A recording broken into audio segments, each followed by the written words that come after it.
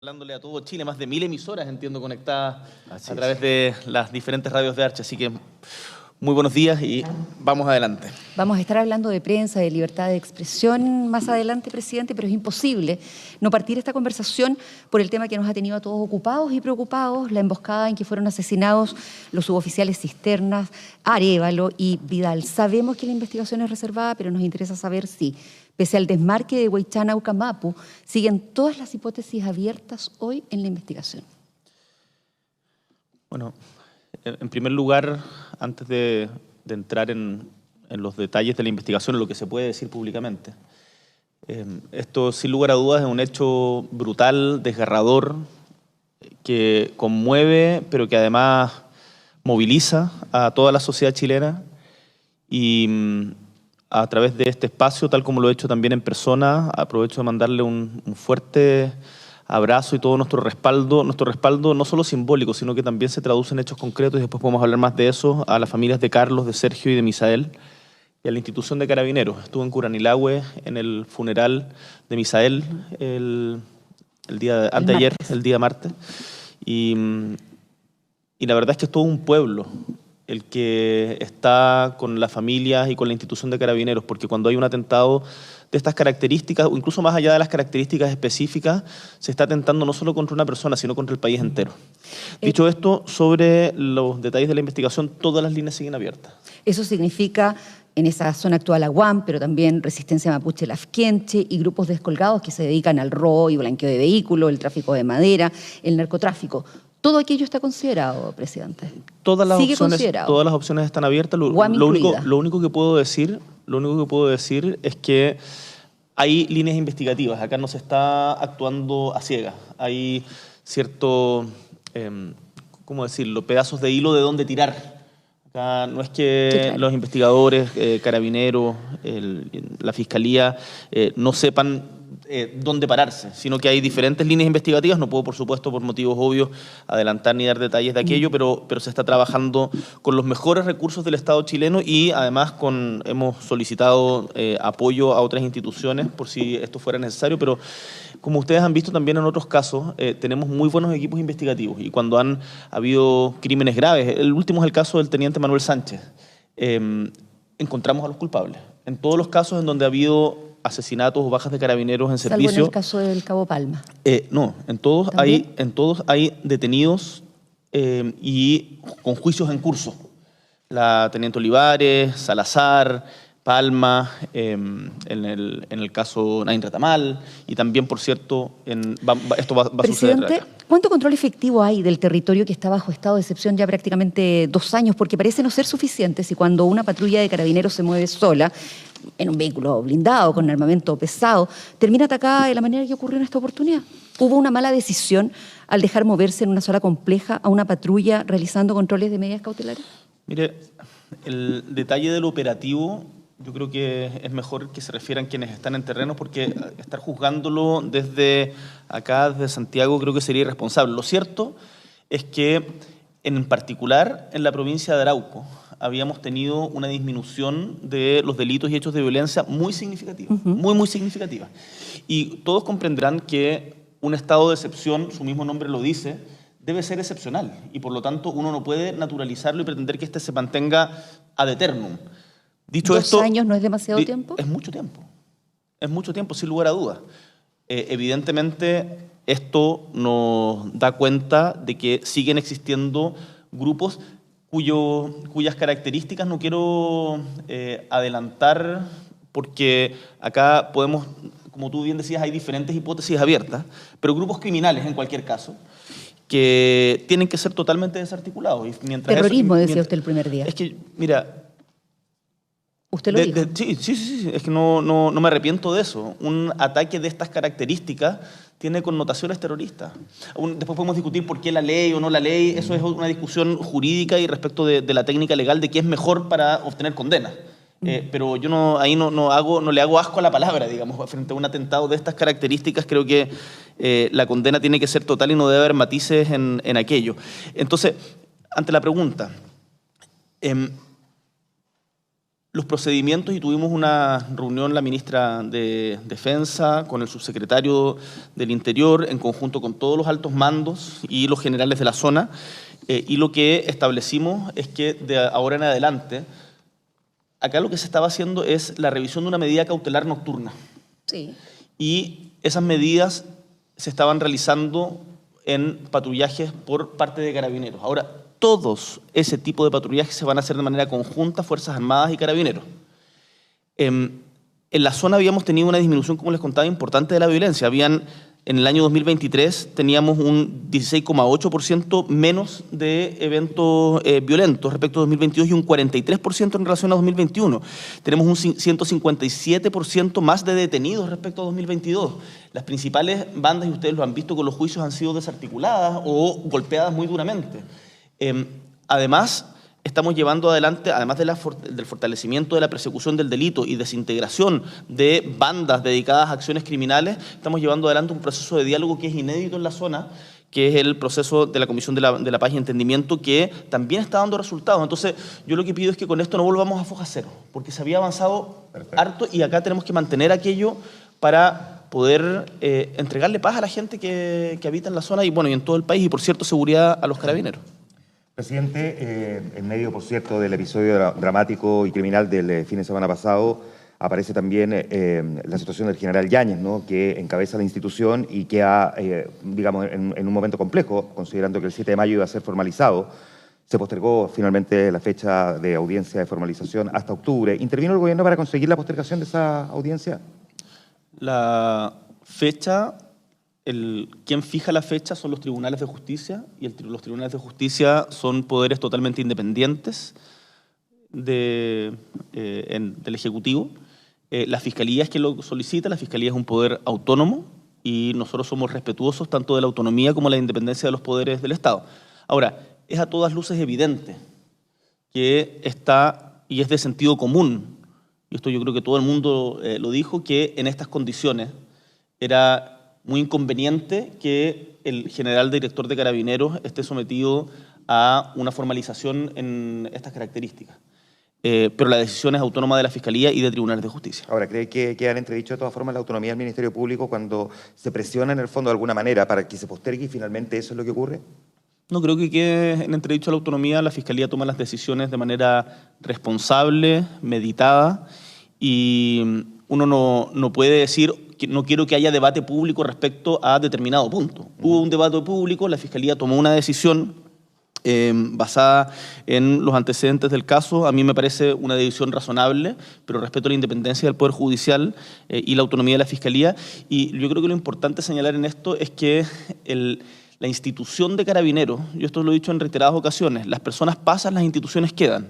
Y la institución de Carabineros cuenta con todo mi apoyo y el general Yáñez, mientras esté de general director de Carabineros, cuenta con todo mi apoyo. Por lo tanto, ¿fue un alivio para el gobierno la decisión del tribunal? Es que no se trata de alivios personales. Yo creo que acá lo importante es que toda la sociedad chilena esté unida y en eso es importante tener a Carabineros, a la institución de Carabineros fortalecido.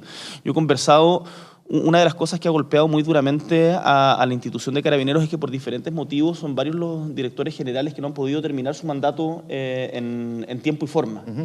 Y evidentemente que es una situación compleja, que tensiona. El hecho de que estemos conversando de esto da cuenta de eso. Por lo tanto, yo hoy día lo que me centro es en seguir fortaleciendo la institución de Carabineros tal como lo hemos venido haciendo y como el mismo general Yáñez lo ha dicho públicamente respecto a su relación con el gobierno. ¿Cuánto cambió su opinión sobre Carabineros durante estos 2 años como presidente? Usted proviene de un sector que en algún momento en campaña incluso pedía refundar la institución.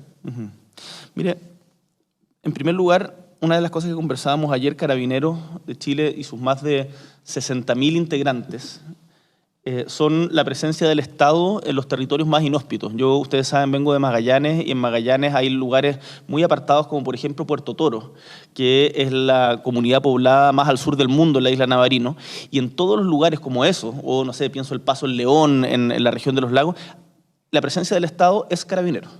Por lo tanto, a Carabineros no se le puede juzgar por la actuación, bien o mal, de una persona o un grupo de personas. Es una institución que permanece en el tiempo y que yo por lo menos valoro y siempre he valorado. Creo y sostengo que durante el episodio del estallido social se realizaron graves vulneraciones a los derechos humanos que fueron constatadas por además 4 organismos internacionales. Y eso no tiene ningún sentido tratar de desconocerlo, hacer como si no hubiera sucedido. ¿Alguna vez lo has conversado con el general sí, Yáñez? Lo hemos conversado, y el general Yáñez, una de las cosas que hemos conversado es que se ha reforzado mucho, no solamente en lo teórico, sino también en lo práctico, la formación de carabineros en materia de derechos humanos. Carabineros, yo no tengo ninguna duda que no estaba preparado para lo que sucedió el 2019.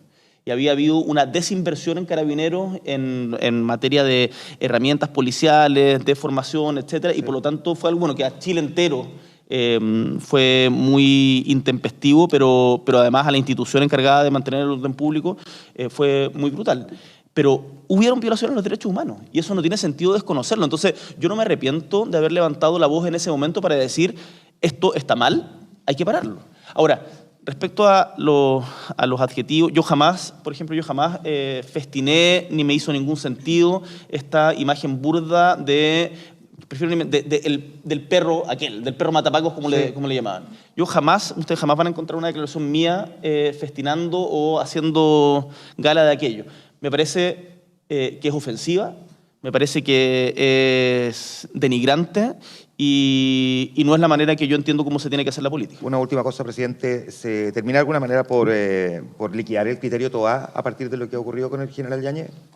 No, se mantiene tal cual. ¿O se debería aplicar, por lo tanto, a partir del 1 de octubre, que es cuando es la nueva fecha de formalización? Esto no es un criterio para el general Yáñez. No, está bien, pero, es un criterio, pero sería en su caso que habría que aplicarlo. Es un criterio que hemos establecido para los funcionarios que están designados de confianza y de designación directa por mí, como presidente de la República, que por el respeto a las instituciones, por el mejor andar, el mejor cuidado de las instituciones, es importante que si alguien está formalizado, que es una garantía de la persona a quien formalizan, pueda dedicarse 100% a su defensa en los términos legales y que no se involucre la institución en aquello. Perfecto. Buenos días, presidente. Lo quiero llevar a los proyectos de seguridad. Por favor. Sin reforma previsional, sin pacto fiscal al menos todavía, y sin nueva constitución, por el momento en lo que más ha avanzado, una de las cosas que más ha avanzado su gobierno es en la agenda de seguridad, a veces con la propia resistencia de parlamentarios de su sector, pero en una agenda que tradicionalmente ha estado más ligada a la derecha. Por eso quiero saber, ¿para usted eso es un motivo de orgullo o de frustración? Yo lo dije ayer en la conmemoración del Día Internacional del Trabajo, que sin seguridad no hay libertad y sin libertad no hay democracia. Y además sin democracia no hay justicia. Entonces, a mí me parece correcto y me parece deseable que los sectores progresistas, los sectores de izquierda, todos entendamos y asumamos y hagamos como propia la bandera de la seguridad. Cuando uno se despreocupa o mira en menos la importancia que tiene la seguridad para la mayoría de la amplísima mayoría de quienes habitan nuestra patria, al final se está desconectando del pueblo al cual se supone uno debe representar. Entonces, yo no tengo ningún problema. Cuando uno entra en el gobierno, uno tiene que hacerse cargo de la realidad. La realidad es muy porfiada, va más allá de lo que a uno le gusta o no. Y en ese sentido, como presidente de la República, mi deber es tener la flexibilidad para poder ir adecuando las prioridades a la realidad del país y no solamente ponerme como un caballo de carrera con anteojeras y seguir adelante sin importar lo que está pasando.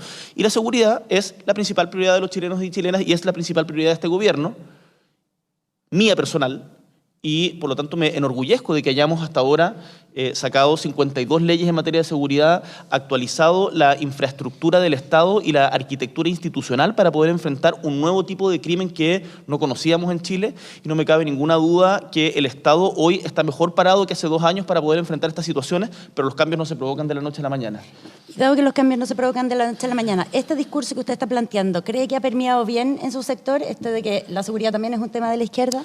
Yo creo que ha ido permeando. En algún momento quizás para algunos puede haber resultado contraintuitivo.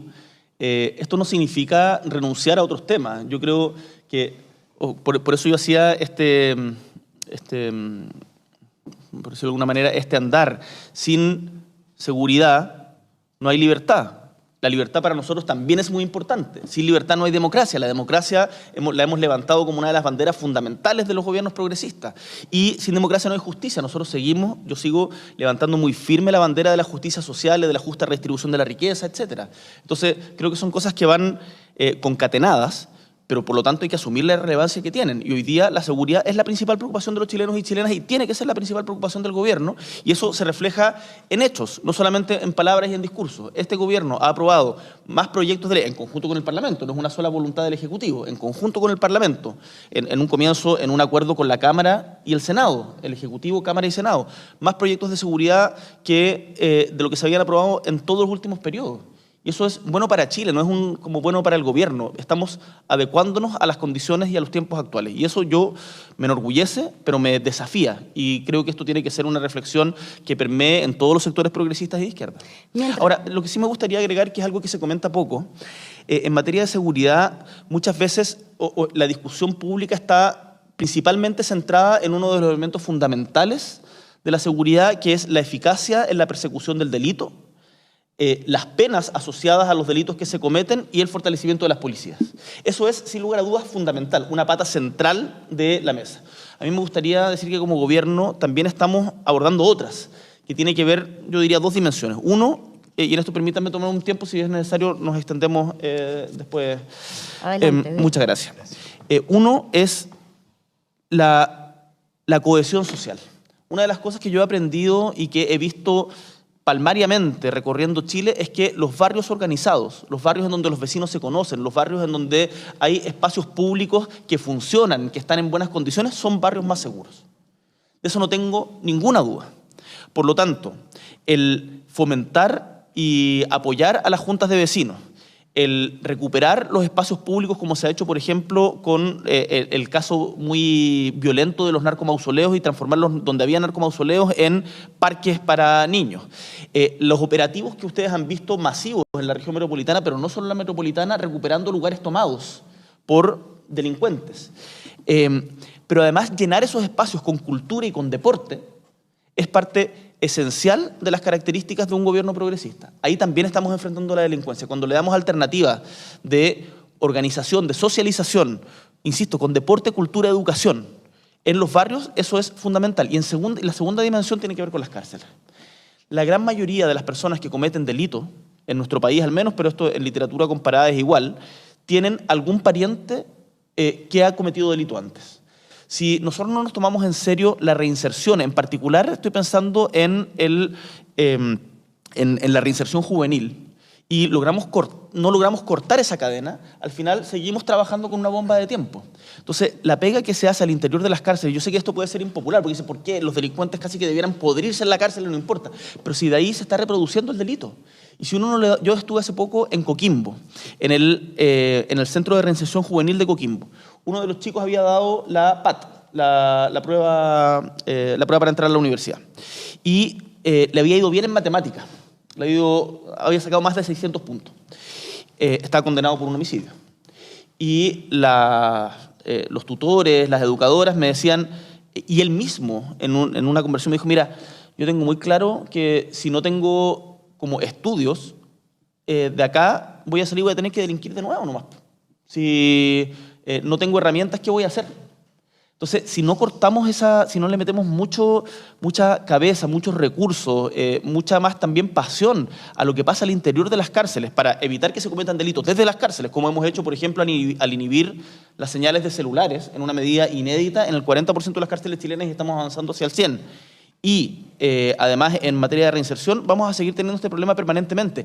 Y por mucho que las penas sean muy altas, ustedes creen, a los delincuentes no piensan como, me la cambiaron de 14 a 15 años, ahora mejor no voy a cometer el delito que estaba pensando cometer. Déjeme interrumpirlo y llevarlo al tema que planteó antes, que es la presencia... me parece que eso es muy importante. Ya, la presencia no del Estado. Usted está hablando de lo importante que es que el Estado esté presente y hay distintas medidas, la cultura. Pero si hay un lugar que simboliza la no presencia del Estado, muy cuicuy. Así como hay carreteras donde pareciera que el Estado no está, muy cuicuy. Los censistas no pueden entrar, presidente.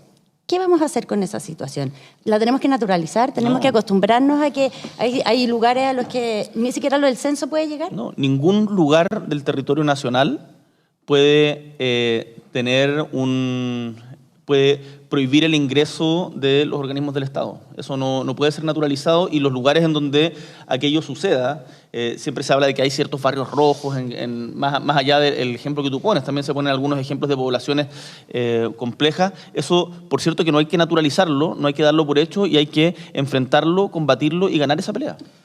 Presidente, a propósito de crimen organizado y esto que usted describe también, los problemas que representa para el Estado, ¿por qué cree usted que el crimen organizado mira a Chile con esta idea de que se puede asentar de alguna manera en nuestro país? ¿Qué pudo haber pasado que no lo vimos venir y se convirtió en una tormenta perfecta? Porque esto no es solo un problema de fronteras permeables, es un problema con las instituciones que parecieran no ser tan fuertes como creíamos, un país que empezó a mostrar signos de corrupción, no somos tan impolutos en esta materia.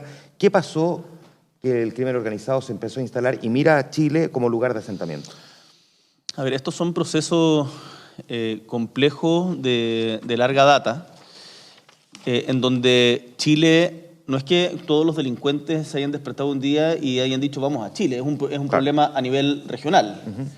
El otro día veía una encuesta, no me acuerdo si de Ipsos, Iberoamérica, estas que se hacen a nivel de Sudamérica, y el 70% de los chilenos creía que Chile era el país más inseguro de América Latina.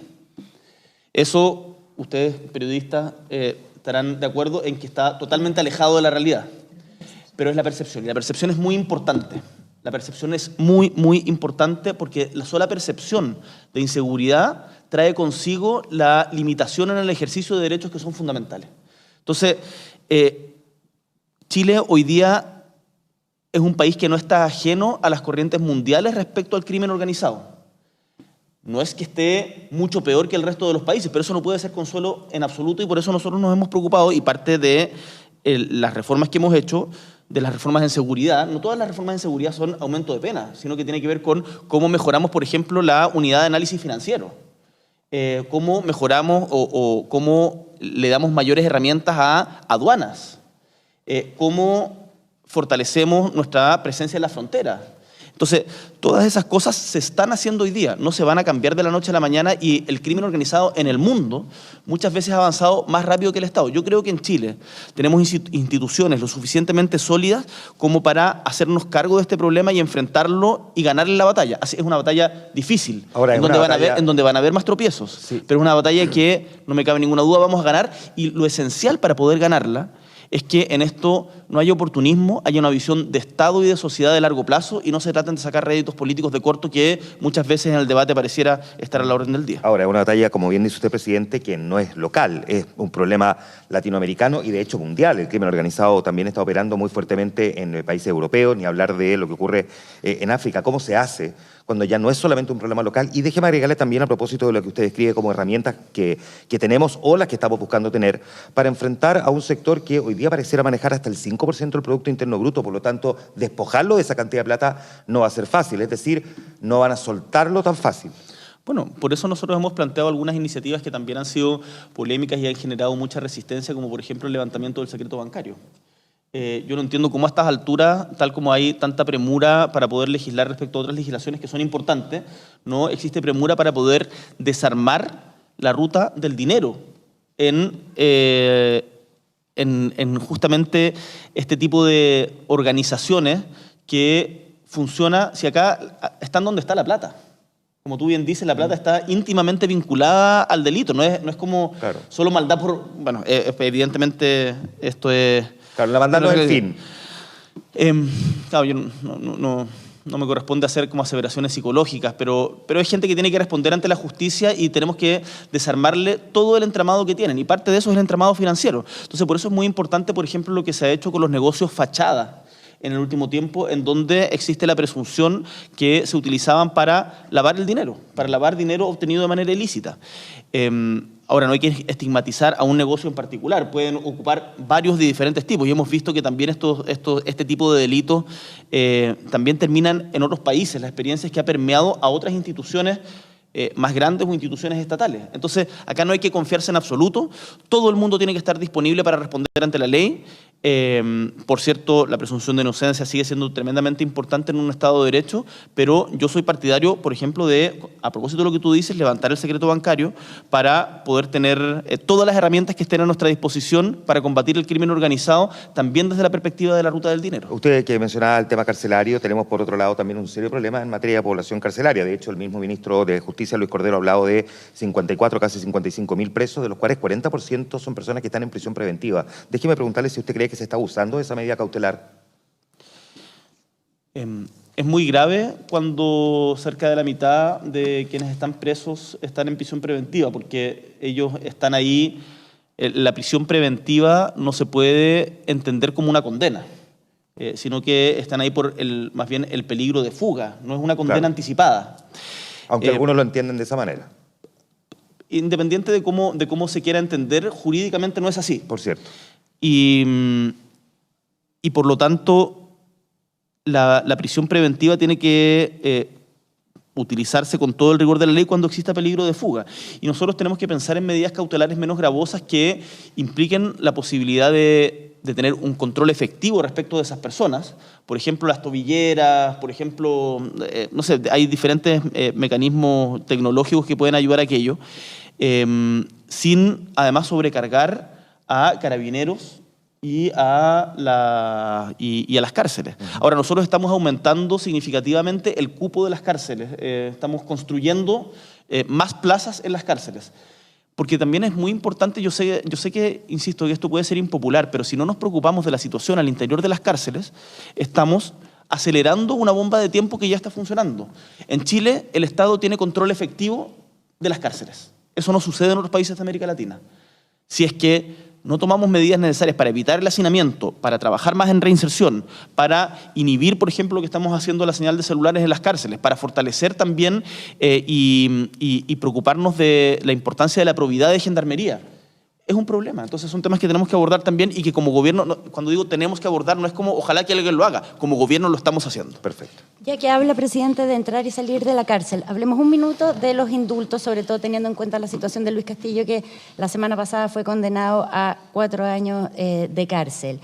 Hoy día, 1 año y medio de tomar la decisión de hacer esos indultos. ¿Reivindica esa decisión? ¿Qué ganó el país con eso? Los indultos no es un cheque en blanco. Y por lo tanto, si alguien comete un delito como en el caso de Luis Castillo, evidentemente tiene que estar tras las rejas y es el caso de Luis Castillo. Entonces, no creo que respecto de ese tema... Ahora, el caso de Luis Castillo en particular, yo creo que es indeseable y evidentemente ahí a luces vistas fue que él haya estado incluido dentro de los indultos, creo que fue un error. Ahora, hoy día está respondiendo a la justicia como corresponde y eso demuestra que las instituciones en Chile funcionan. Sobre el resto ya me he pronunciado en reiteradas ocasiones, no voy a seguir profundizando en la polémica. Perfecto. Lo llevo a otro tema, una polémica que estaba bien caliente, como usted mismo dijo, y que quedó subsumida después de los atentados y el asesinato de los 3 carabineros, que es la relación con los empresarios y ENADE. ¿Cómo quedó después de ese encuentro empresarial la relación? ¿Ahí se distendió? Mire, yo tengo la profunda convicción que en Chile es necesaria la sinergia entre el sector público y el sector privado y soy de quienes creen y miran con optimismo el futuro en el sentido en que Chile puede crecer mucho más de lo que los pronósticos indican. Hace poco salía una estimación de que Chile para la próxima década, o sea 2024-2034, tendría una tasa de crecimiento promedio del orden del 2%, 2,2 creo que decía. Yo me rebelo ante esa realidad. O sea, ante esos pronósticos, porque no es una realidad. Y estoy seguro que en Chile podemos más y podemos recuperar las tasas del 5%. Y no me cabe ninguna duda que este va a ser un año de expansión en materia económica y es lo que estamos empujando desde el Estado con mucha fuerza, pero para eso se necesita los privados, y en particular la inversión privada nacional, porque la internacional, como ustedes han visto, la inversión extranjera está en muy buenas condiciones. Entonces, para eso necesitamos retomar confianza. Yo los invito a que revisen las diferentes intervenciones en ENADE. Porque se habla, como se evalúa el discurso que yo di como que ayudó a temperar los ánimos o a establecer un clima de confianza, pero yo les pido que también revisen el discurso de Carental, que me parece que fue un discurso en ánimo colaborativo, y el discurso del presidente de la CPC, que creo que no fue un discurso colaborativo. ¿Por qué? Entonces, léalo debátanlo también en el debate público, porque solo se dedicó a principalmente criticar las diferentes medidas que está el gobierno sin ofrecer alternativas a aquellas. Entonces, yo creo que en esto con los representantes del gran empresariado en Chile tenemos diferencias, pero también tenemos muchísimos puntos de convergencia. Y yo lo he dicho hasta el cansancio, Chile puede crecer más y como Estado y como gobierno estoy empeñado en que eso suceda. Por eso levantamos el Gabinete Pro Crecimiento y Empleo. Lo hemos hecho no solamente a nivel nacional, sino que en diferentes regiones. Por eso estamos tan empeñados también en materia de seguridad, porque sabemos que la seguridad es condición necesaria para poder retomar las confianzas. Por eso hablamos con todo quien haya que hablar y yo he asistido a todos los encuentros de la CPC, de la SOFOFA, de la Cámara Chilena de la Construcción, de la SONAMI, de la Sociedad Nacional de Agricultura, etc. Oiga, pero creo que ha faltado reciprocidad en esto. Y creo que es importante que todos estemos dispuestos a movernos de las posiciones originales que teníamos y busquemos encontrar un punto de acuerdo respecto a los temas que más nos convocan. El pacto fiscal del que se habla no es solamente una reforma tributaria con el objetivo de aumentarle los impuestos a las empresas. De hecho, el pacto fiscal le baja los impuestos a las empresas. Y eso pareciera que no se escucha. Lo que hace el pacto fiscal en una de sus reformas es aumentarle los impuestos a las personas que ganan más. A las personas que ganan más de 3,5 millones de pesos. Oiga, antes de que pasemos a libertad de prensa, déjeme hacerle una pregunta. Deme un segundo porque esto me parece que es importante. El pacto fiscal incluye la reforma al sistema de permisos sectoriales, incluye la modernización del servicio de evaluación de impacto ambiental, incluye la mejora de la unidad de análisis financiero. Entonces, es un paquete grande para poder financiar justamente gastos en seguridad. El mismo presidente de la CPC decía, ¿por qué hay carabineros haciendo notificaciones personales? Eso es pura gestión. No, no es pura gestión. Para poder sacar a ese carabinero de esa obligación a la que está mandatado por ley, se requieren recursos para poder contratar a funcionarios del Poder Judicial, de juzgados de policía local o ministros de fe para que puedan reemplazarlo en esa tarea. Entonces, acá yo creo que podemos hacer más, pero se requiere una mayor generosidad de todas partes. Nosotros hemos estado dispuestos y los han visto a modificar nuestras posiciones originales, a establecer diferentes alternativas, pero espero que esto también haya reciprocidad de las contrapartes. Esto es muy corto, presidente, pero usted le está pidiendo un cambio de la disposición a los empresarios. Usted la semana pasada relevó como nunca el crecimiento económico, como nunca lo había hecho antes. Tengo que entender eso, que esa parte suya que quiere derrocar el capitalismo ya no está en ese ánimo, como usted planteaba el año pasado. Parte mía que quiere derrocar el capitalismo. Sí, como planteó en esa entrevista en la BBC el año pasado. No, es que no fue lo que planteé en la entrevista en la BBC el año pasado. ¿Qué planteó? Fue otra discusión que, mira, no me voy a referir a frases sacadas de contexto en una entrevista de 30 minutos. Yo soy una persona de izquierda que cree que el crecimiento es necesario, que le hace bien al país y que ese crecimiento tiene que ser distribuido de manera justa y que en Chile la riqueza que existe en nuestro país puede ser distribuida de una manera mucho más justa. Cuando veo que en nuestro país tenemos 800.000 personas que ganan el sueldo mínimo, cuando veo que más del 80% de los jubilados tiene menos del sueldo mínimo y que por lo tanto no le alcanza para vivir y dependen de ayudas familiares o de seguir trabajando hasta que se mueran, cuando veo la tremenda desigualdad de ingresos que sigue existiendo en nuestro país, cuando veo la segregación que existe en nuestras ciudades, digo, acá lo podemos hacer mejor en materia de distribución de la riqueza y eso lo mantengo y lo sostengo. El crecimiento es importante, sí, sin lugar a dudas, es prioritario para este gobierno. También lo es el que seamos capaces de generar mayor justicia social para que ese crecimiento le llegue a todas las familias de chilenas y chilenos. Ahora, presidente, el IVASEC de marzo se conoció recién 0,8% y está bien por debajo de lo que se espera el mercado, 1,1%. Yo sé que no le voy a pedir que me lo comente porque no tiene los datos ahí. Pero tengo los antecedentes, está dentro de los marcos de lo esperado. Esto principalmente se da porque marzo, en comparación con los meses anteriores, y en particular con marzo anterior, tuvo menos días hábiles. Claro. Entonces es algo que está absolutamente integrado dentro de las proyecciones. Esto no es una sorpresa, la economía chilena sigue en una fase de expansión y por lo tanto, tal como vimos hoy día, la OCDE aumentó las proyecciones de crecimiento de Chile, tal como lo ha hecho los diferentes organismos internacionales y también nacionales como el Banco Central, de manera significativa. La aumentó en 0,5 puntos, si no me equivoco, la OCDE. Entonces, en Chile tenemos tremendas condiciones para seguir creciendo y yo por lo menos me voy a empeñar y voy a ser porfiado en lograrlo. Presidente, hablemos de medios y de libertad de expresión. Mañana usted va a inaugurar la Conferencia Global 2024 sobre libertad de prensa y entonces es un buen momento para plantear un tema que preocupa a los medios tradicionales, que puede complicar la libertad de prensa y por ende una de las bases de la democracia, entendemos todos. Se trata del peligro que significa para la supervivencia de los medios la posición dominante que han tomado en la publicidad las llamadas Big Tech, Google, Meta, Facebook. ¿Es un tema de preocupación para el gobierno ese? Es un tema de preocupación.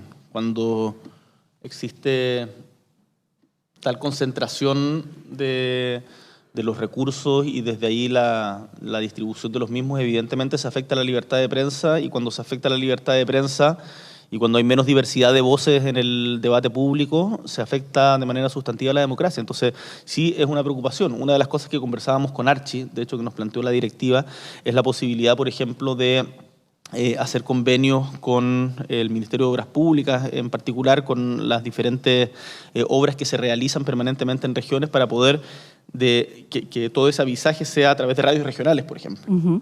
Ahora, el Estado puede contribuir a eso. De hecho, nosotros hemos ampliado y mejorado la distribución de la información estatal en diferentes medios, no concentrándolo solo en unos pocos.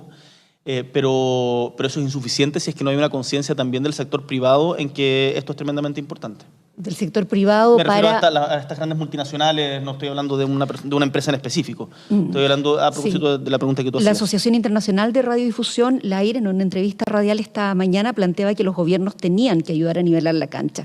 Y se lo pregunto porque además en Estados Unidos, por ejemplo, el Departamento de Justicia fue el que demandó a Google en 2020. ¿Podemos esperar algo de ese carácter en Chile, presidente?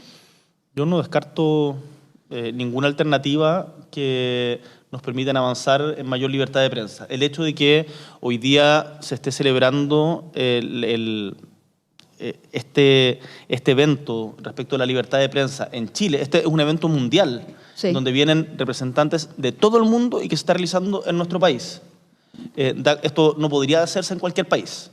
Da cuenta de la importancia que tiene para el Estado chileno y para el gobierno chileno la libertad de prensa y de seguro en los debates yo me voy a reunir además con todos los representantes de la ONU, pero además se va a entregar el premio Guillermo Cano durante estos días. Voy a inaugurar la Conferencia Mundial de Libertad de Prensa el día viernes y no me cabe ninguna duda que ese debate surgirán ideas que encantado de tomar como gobierno para poder fortalecer y apoyar la libertad de prensa. La idea, me imagino, es asegurar el acceso de las personas a información confiable y responsable a través de los medios tradicionales, ¿no?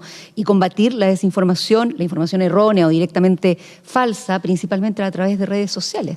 Pero eso parece tan complejo de hacer, sí, presidente. No son los medios tradicionales. Con el acceso que hay a redes sociales. Mire, no son los medios tradicionales.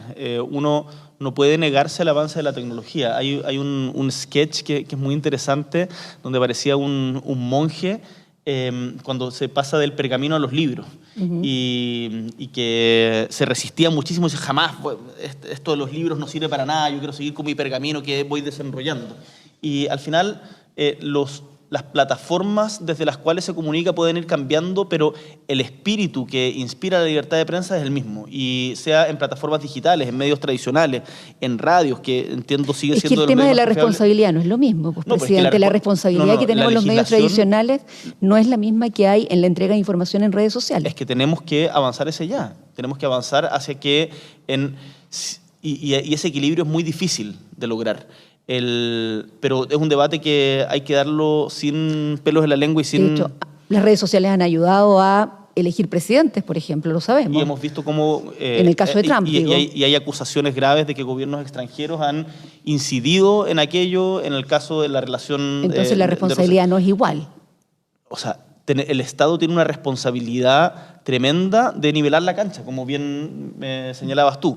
Ahora, ¿cuáles son los mecanismos para eso? Es algo que está en debate en todo el mundo. Nosotros como Chile estamos totalmente disponibles a adoptar todas las medidas que contribuyan en esa dirección. Yo entiendo lo que me pregunto, no quiero decir que la responsabilidad de alguien que tiene Twitter evidentemente no es la misma de un medio tradicional, porque el medio tradicional responde, es una figura conocida, no es un medio anónimo y por supuesto tenemos que elevar los estándares.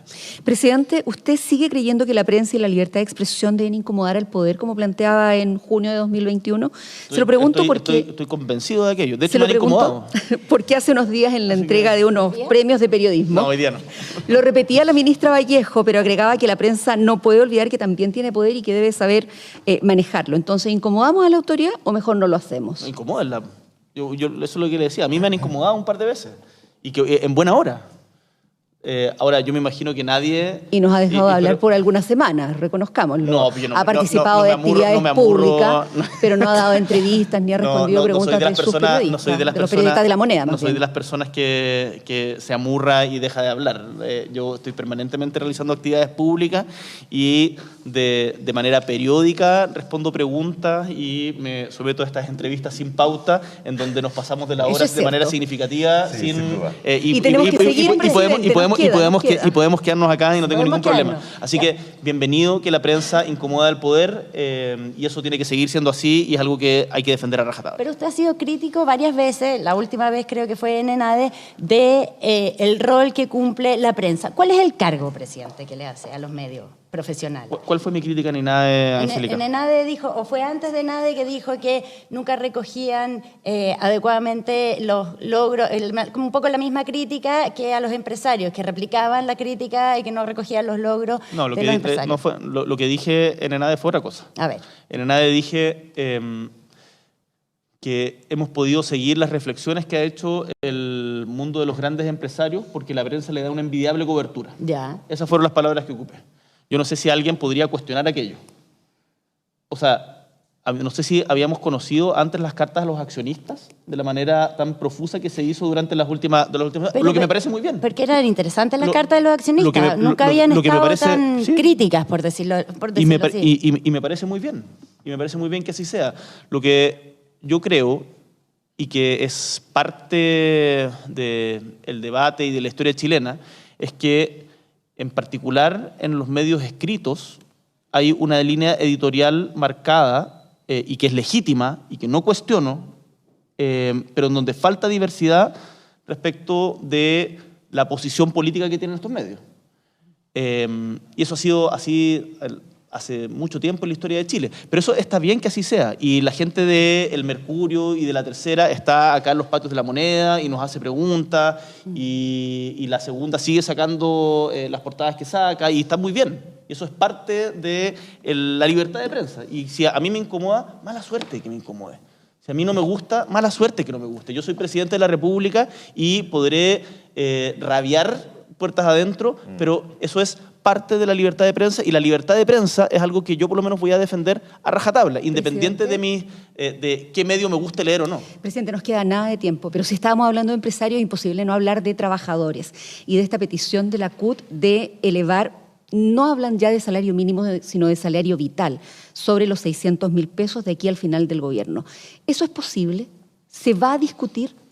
Y no me digas si hay diálogo, porque eso ya lo decía ayer el ministro Álvaro Elizalde. Sí, hay diálogo, siempre hay diálogo, pero en lo concreto, presidente.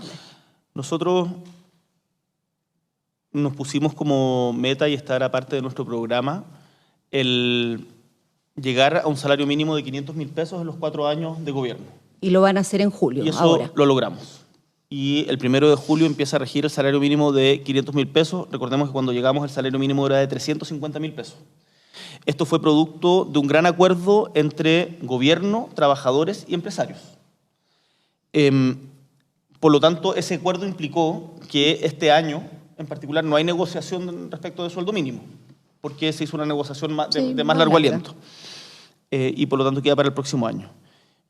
Yo creo que los 500.000 pesos es un avance significativo, pero ojalá que podamos seguir subiendo. Y eso va a depender del crecimiento de la economía y de que logremos efectivamente despegar, y para eso se requiere también mejorar la inversión interna. También por nuestra parte como gobierno tenemos que mejorar la legislación, en particular respecto al tema de los permisos, pero yo creo que es un deseo compartido. Ahora, si se puede hacer de manera responsable, es algo que veremos en función de los resultados económicos que tengamos. Ayer el presidente de la CUT decía, es cierto que ha habido avances, pero no son suficientes para cubrir las necesidades de la ciudadanía, para que las familias lleguen a fin de mes. ¿Se siente en deuda con los trabajadores, presidente? Mire, en nuestro gobierno hemos, además de ratificado convenios importantes de la Organización Internacional del Trabajo, como respecto a la seguridad en minas o contra el acoso en los espacios de trabajo, las 40 horas, que fueron tremendamente importantes, la rebaja de la jornada laboral, el aumento del salario mínimo. Estamos en permanentes conversaciones con las organizaciones de trabajadores y trabajadoras, y yo creo que siempre es deseable hacer más, y el rol de la CUT y de las organizaciones de los trabajadores es presionar para que eso suceda. Y yo les he dicho a los compañeros de la CUT, y me atrevo a decirles así porque venimos de las mismas luchas, y con ellos nos hemos encontrado durante mucho tiempo, yo vengo de las luchas sociales, a que es importante que cada uno cumpla su rol. Y podremos tener algunos desacuerdos circunstanciales, y mi rol como presidente de la República es gobernar para todos los chilenos y chilenas, pero a mí me parece muy bien que ellos planteen demandas de estas características y que se organicen para que aquello suceda. Presidente, perdón, sí. me están pidiendo ya Yo lo sé. terminar. No sé, presidente, la última pregunta. La última pregunta. Por favor, Gracias. por favor. Usted planteó nada de una reforma a nuestro sistema político y que quiere que además esa reforma se discuta durante este gobierno y que dijo que va a promover un acuerdo, pero no quedó tan claro si el gobierno va a presentar o no este proyecto, o más bien se lo encomienda a los partidos políticos o al Congreso. Primero, si no es un contrasentido pedirle a los incumbentes que en el fondo se fijen de nuevo ellos mismos las reglas. Y segundo, si eventualmente usted consideraría incluso plebiscitar este tema. Mire, hay que ser bien cuidadoso respecto al tema de los plebiscitos. Yo espero que haya una disposición por parte de los actores a reformar el sistema político en pos de tener un mejor sistema político para Chile, que en donde no esté, lo prioritario no sea cómo le va a ir a mi partido en la próxima elección o cómo me afecta a mí, claro, sino cómo es mejor para Chile. Si fuera por plebiscitar algo, yo plebiscitaría la reforma de pensiones para eso. Pero creo que los plebiscitos tienen otras condiciones, para que sea muy claro y no se arme una polémica. Después no estoy diciendo que vamos a plebiscitar la reforma de pensiones, ¿ya? Pero no estoy diciendo eso. Digo bueno, que ¿por qué no lo plebiscitaría la reforma de pensiones? ¿Por qué no la sometería a plebiscito? Si usted dice que es algo que si tuviera que someter a plebiscito, ¿por qué no hacerlo? Sí, porque uno no puede pretender someter a plebiscito cada una de las normas polémicas que hay en el Parlamento. Los plebiscitos, además, está demostrado en la literatura comparada que son muy polarizantes, que finalmente no se termina votando respecto al contenido de lo que se pretende que se vote, sino a la coyuntura, sino respecto a la coyuntura. Entonces creo que no es necesariamente deseable, son circunstancias muy especiales que además están previstas en la Constitución. Entonces, dicho esto, yo creo que es importante que esto vea la luz, y lo que he señalado también, y lo reitero, que sería muy inentendible para la mayoría de la gente que quienes estamos en política seamos capaces de ponernos de acuerdo respecto a las reglas que rigen nuestro oficio, pero no seamos capaces de ponernos de acuerdo respecto de las pensiones que afectan a la gran mayoría de los chilenos y chilenas. Y por lo tanto, yo espero, y como gobierno vamos a empujar para que el proyecto de ley de reforma de pensiones se vote en la Comisión de Trabajo del Senado durante este mes de mayo. Gracias, presidente. Lo dejamos invitado a una próxima entrevista. Queremos dar las gracias a todas las radios de Chile que estuvieron en esta cadena, también a los periodistas que nos acompañaron. Así que queremos dar las gracias. A propósito de la libertad, ¿sienten que hay alguna pregunta que no me hayan podido hacer o hay algo que quede en el tintero? Bueno, mire toda la... Por eso lo invitamos a otra... Me la mandan por WhatsApp. Las ISAPRES quedaron pendientes, presidente, nos queda la educación, nos quedaron temas. Nos quedaron temas. Encantado de seguir conversando, pero para mí este espacio también es importante. Creo que en el Día Mundial de la Libertad de Prensa, en donde... en no todos los lugares del mundo, y de hecho yo diría que más bien en estos días relativamente la democracia hay que cuidarla, y la libertad de prensa es consustancial a la democracia. Por eso me alegro de someterme a estos interrogatorios duros, difíciles, pero que podamos debatir y ojalá con altura de miras en el debate público de nuestro país. Muchísimas gracias, un gustazo haber estado con ustedes. Gracias, presidente. presidente. Gracias, presidente. Buen día. ARTI reitera una vez más su compromiso por la información veraz, objetiva, pluralista. Muchas gracias a todos los que nos escucharon en esta cadena ARTI.